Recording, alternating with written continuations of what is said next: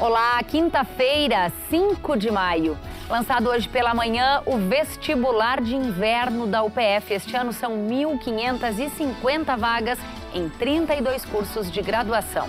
Profissionais da área da saúde se reúnem na UPF para debater novas metodologias de ensino e também como aplicar essas práticas na rede de saúde do município. Na Semana do Trabalhador, estamos apresentando uma série de entrevistas sobre esse tema. Hoje nós vamos falar sobre direitos e obrigações. E ainda os senegaleses que vivem em Passo Fundo estão tão integrados à cidade que montaram um grupo de dança e já se preparam para dar aulas de cultura africana aos passofundenses. Fique com a gente porque você já viu, né? Aqui encontra mais conteúdo.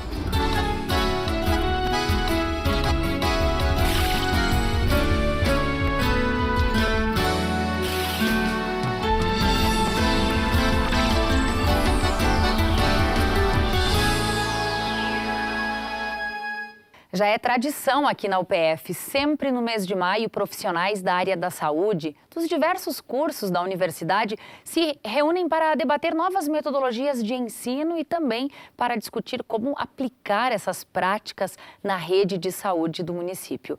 Nossa equipe foi acompanhar um desses encontros.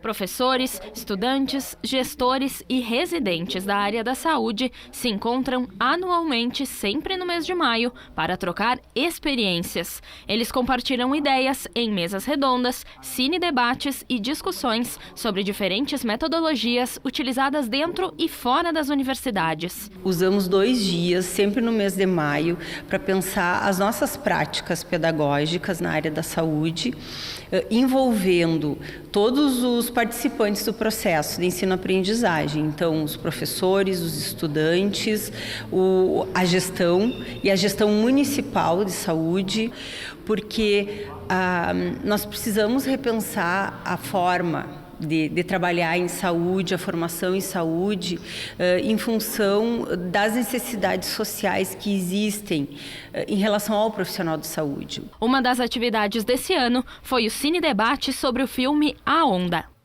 E a gente fazer uma discussão depois sobre as questões pedagógicas que estão envolvendo o filme e também sobre as questões que envolvem a questão do controle do corpo, que é uma coisa bastante importante para o pessoal da área da saúde pensar também, refletir sobre o assunto. Ele vai mostrar todo o crescimento de um movimento fascista dentro de uma escola através de apenas alguns mecanismos que o professor vai implementar em sala de aula, né?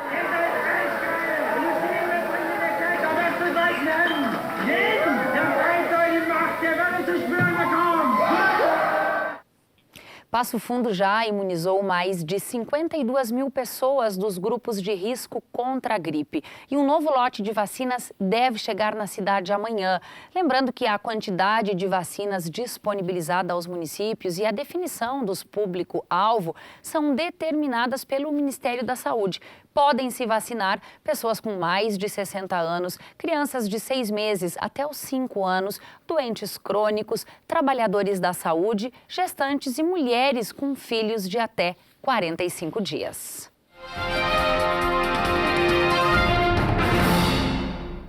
Cenário político nacional bastante movimentado, não somente com o caso de impeachment. Bom, quem nos traz as informações é a jornalista Zulmara Colucci. Zulmara.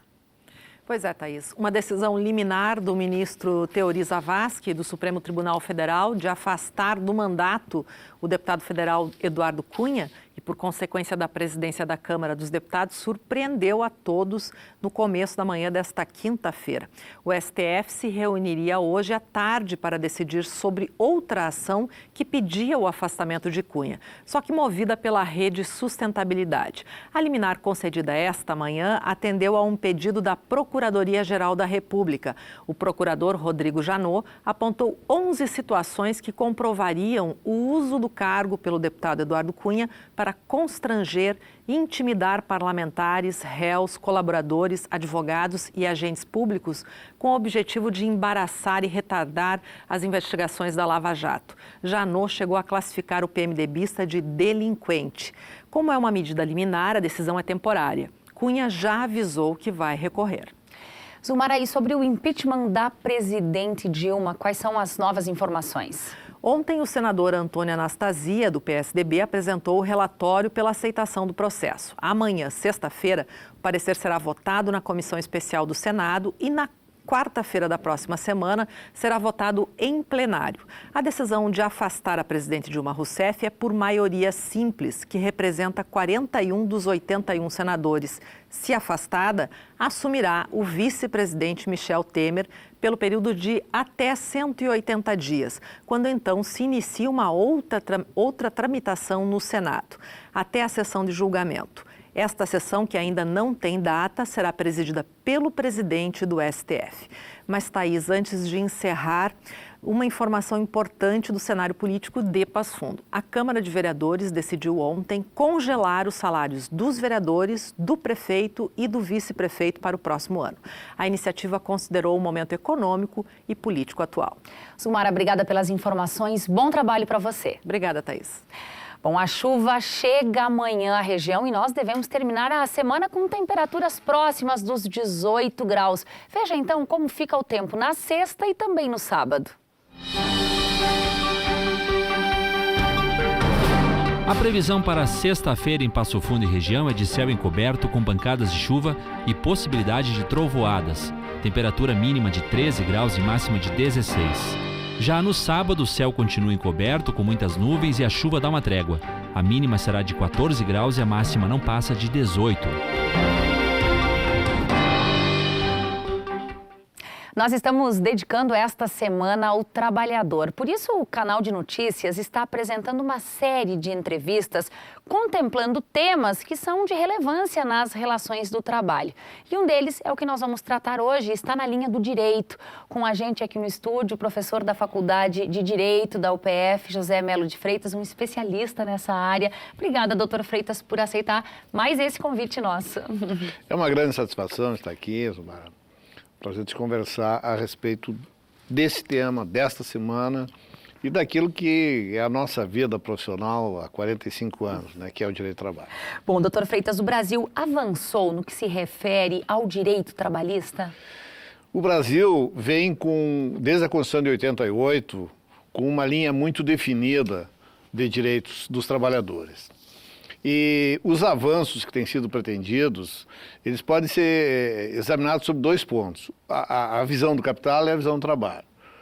Em relação ao capital, evolui muito pouco.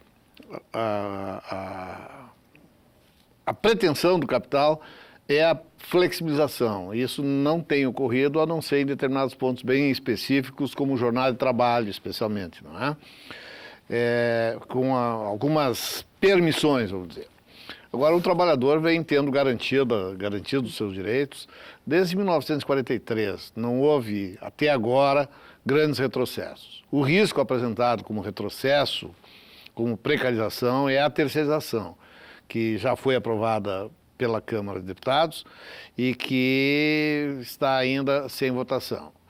Há o entendimento de que a terceirização precariza.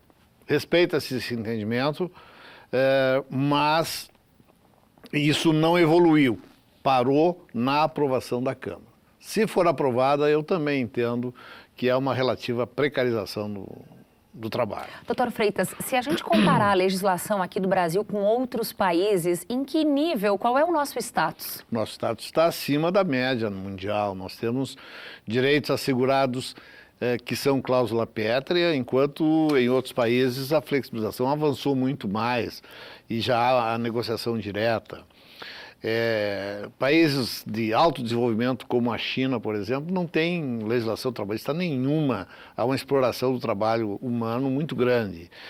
Os Estados Unidos têm um regime de negociação muito relevante. A França vem tentando flexibilizar e vem encontrando grande resistência, a Grécia também. Eu penso que a nossa legislação trabalhista preserva aí muito o direito dos trabalhadores. Doutor Freitas, o grande volume de processos trabalhistas no judiciário é um sintoma de quê exatamente? De crise. Hoje se vive com uma média de 60% de trabalhadores demitidos que ajuizam. Eu já convivi com 10%. Então, isso é demonstração de que o trabalhador é demitido, ele recebe o seguro-desemprego dele e ele vai buscar o seu direito. Muitas vezes obtém resultados relevantes, muito mais por práticas de desconhecimento dos empregadores, que não se munem de prevenção suficiente para cumprir a legislação trabalhista. Porque quem cumpre a legislação trabalhista não tem problema com o processo, não é?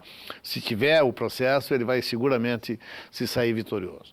Então, o que ocorre é que há às vezes até uma procura excessiva por direitos que acabam não sendo reconhecidos, isso causa um aumento relevante no número de processos. Eu assisti outro dia a doutora Sabine aí e realmente o grande foco hoje na Justiça do Trabalho são as doenças ocupacionais e os acidentes de trabalho, especialmente as doenças ocupacionais que resultam de movimentos repetitivos, enfim, de fatos relacionados com a execução do contrato de trabalho. Nesses 45 anos de experiência que o senhor tem nessa área, muitas vezes o senhor esteve defendendo o empregado, outras tantas o empregador. Esta relação precisa andar com uma sintonia melhor? Cada um precisa saber melhor das suas obrigações, doutor? Sem dúvida alguma, o empregador precisa cada vez mais aprimorar sua prevenção, ou seja, obedecer à legislação trabalhista. E o trabalhador, pela vez dele, cumprir cada vez mais as obrigações dele dentro do contrato. Porque se a empresa cumpre integralmente as suas regras, ela vai ter uma cobrança muito mais efetiva em relação ao empregado. A convivência, eu já disse isso aqui, até para você, a convivência capital e trabalho, ela é dispara, nós não podemos esperar que capital e trabalho caminhem com os mesmos interesses. Isso é ilusão. Capital e trabalho tem interesses absolutamente conflitantes e sempre vai haver o conflito. Pode haver solução desse conflito internamente, mas o conflito é inerente à relação capital e trabalho. Para a gente encerrar aqui, doutor Freitas, nós passamos a semana discutindo diferentes aspectos do trabalho. O senhor, como um profissional experiente nessa área, o que diria para o empregador e também para o empregado? Para o empregador, mantenha a obediência a todas as regras a que está sujeito, especialmente as relacionadas com a segurança e medicina do trabalho. E, claro, todas as demais, controle de jornada, manutenção efetiva de controle de jornada. Para o trabalhador, assim que o empregador tem obrigação, o trabalhador também tem as suas obrigações. Basta cumpri-las, né? Basta cumpri-las e esperar que venha de parte do empregador o cumprimento. Essa é a única possibilidade que eu vejo de harmonizar os dois cumprindo as suas obrigações. Perfeito. Doutor Freitas, muito obrigada pelas informações. Estamos sempre à disposição. Bom trabalho para o senhor. Muito Obrigada. Obrigado. Bom, e você vai ver a seguir, eles estão integrados aos hábitos do Brasil, formaram um grupo de dança, importaram os instrumentos musicais e já pensam até em dar aula de cultura africana. É sobre os senegaleses que estão em Passo Fundo que nós vamos falar no próximo bloco. Nós já voltamos.